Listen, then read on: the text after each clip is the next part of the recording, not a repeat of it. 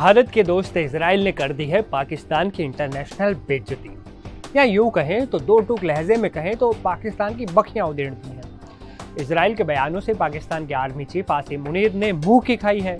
Israel ने पाकिस्तान से ऐसा क्यों कहा कि तुम भरोसे के लायक नहीं हो। गाजा में पाकिस्तानी फौज के मुद्दे पर इजराइल ने क्या बड़ी बातें कही। आज के इस वीडियो में आपको मिलेंगे सारे सवालों के जवाब। नमस्ते, मैं हूं वसीम और आप देख रहे हैं NDTV इंडिया। दोस्तों, इजराइल हमास जंग में सीज़फायर के लिए अमेरिकी राष्ट्रपति डोनाल्ड ट्रंप ने एक बड़ी शर्त रखी थी। ये शर्त थी कि गाजा में शांति और सत्ता हस्तांतरण के लिए एक फोर्स तैनात की जाएगी जिसमें कई देश शामिल होंगे। इसका नाम होगा अंतर्राष्ट्रीय स्थिरीकरण बल, यानी international stabilisation force ISF। Pakistan का कहना है कि वो गाजा फोर्स में शामिल होगा या नहीं, ये निर्णय लेने से पहले उसे अमेरिका की प्रतिक्रिया का इंतजार है। लेकिन इन सब के बीच इजराइल ने साफ कर दिया है कि उसको पाकिस्तान पे बिल्कुल भी भरोसा नहीं है।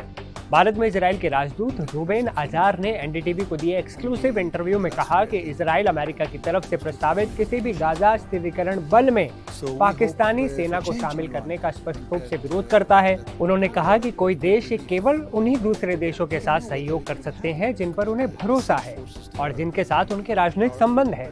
उन्होंने साफ संकेत दिया कि इजराइल को पाकिस्तान पर ऐसा भरोसा नहीं है। इजराइल पाकिस्तानी सेना के किसी भी गाजा बल में भाग लेने को लेकर सहज नहीं है। तो दोस्तों, हो गई ना पाकिस्तान की एक बार फिर इंटरनेशनल बेइज्जती। ये पहली बार है जब इजराइल आधिकारिक तौर पर और खुले तौर पर पाकिस्तानी सेना की भूमिका के खिलाफ सामने आया है। ट्रंप सरकार ने पाकिस्तानी सेना से गाजा में स्थिरीकरण बल का हिस्सा बनने का अनुरोध किया था, लेकिन इजराइल के राजदूत इससे अलग मत रखते हैं। राजदूत रूबेन अजार ने यह भी साफ किया कि जब तक हमास को नष्ट नहीं किया जाता तब तक गाजा में कोई स्थिरीकरण बल तैनात नहीं हो सकता। उन्होंने कहा कि कई देश सेना नहीं भेजना चाहते क्योंकि वे हमास से लड़ने के इच्छुक नहीं हैं। उनके अनुसार कोई भी बल जो हमास का सैन्य रूप से मुकाबला करने के लिए तैयार नहीं है वो निरर्थक है। पाकिस्तान में हमास की पहुंच पर क्या कहा उन्होंने, क्योंकि आपको याद होगा कि पाकिस्तान में हमास कमांडर नाजी जहीर और लश्कर-ए-तैयबा लिंक पर इजराइल के राजदूत ने पुष्टि की कि इजराइल इस पर बारीकी से नजर रख रहा है। हमास कमांडर नाजी जहीर ने पाकिस्तान का बार बार दौरा किया है। उसकी लश्कर-ए-तैयबा और जैश-ए-मोहम्मद के साथ मीटिंग भी हुई थी। मतलब कुछ बड़ी खिचड़ी पक रही है। इजराइल के राजदूत रूबेन अजार ने कहा कि 7 अक्टूबर के हमले के बाद हमास ने अपने अंतर्राष्ट्रीय आतंकी नेटवर्क का विस्तार किया है। हमास और क्षेत्रीय आतंकवादी समूहों के बीच दर्जनों आदान प्रदान हुए और ऐसे दौरे हुए हैं जो कि दुनिया की नज़र में हैं। हमें जो बाहर से दिख रहा है वो बहुत बड़े रैकेट का बस एक सिरा है।